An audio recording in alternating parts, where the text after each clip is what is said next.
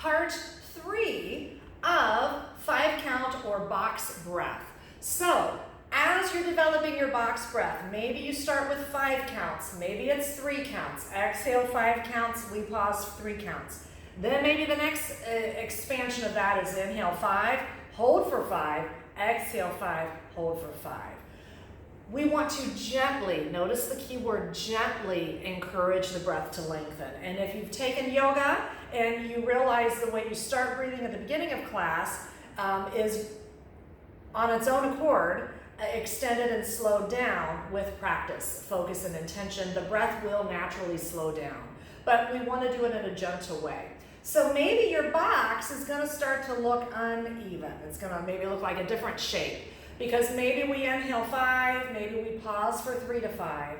And then I want you to start lengthening your exhalations, maybe 2 counts longer than your inhale, and then still hold that retention, or kumbhaka or kumbhaka is what we call the retention in yoga.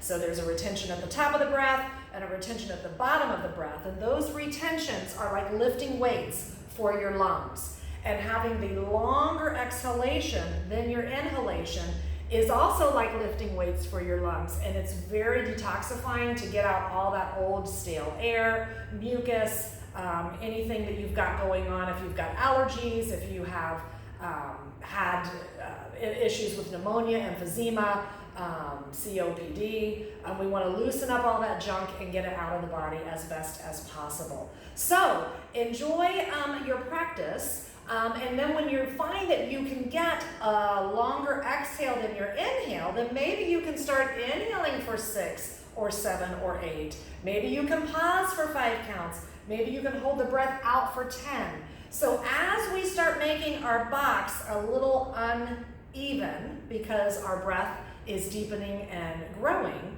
then the goal is, can I have my exhalation 2 to 5 counts longer than my inhalation? Then the next phase would be, can I extend my inhalation? Can I extend the retention or the kumbhaka or kumbhaka, tomato, tomato? Can I extend my exhalation longer? Can I extend that emptiness longer? And usually, ironically, the most magical parts of our practice happen when we're full of the breath or when we're really void of the breath. But in the beginning, we get really caught up.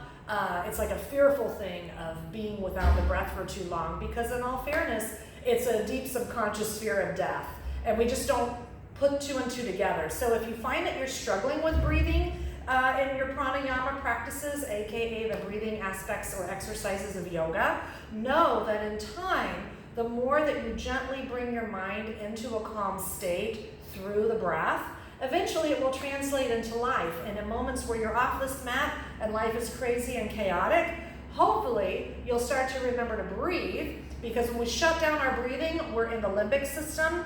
And if you are at work, or you're having a low blood sugar moment, or you're in an environment where you're about to argue with someone, if you can stop and take some deep breaths, it sounds so trivial and trite, but what that does is it kind of softens the limbic brain, opens up the frontal occiput of the brain, allows our higher awareness to become oxygenated, regenerated, and then hopefully we make better choices. So, namaste, peace out, and happy breathing.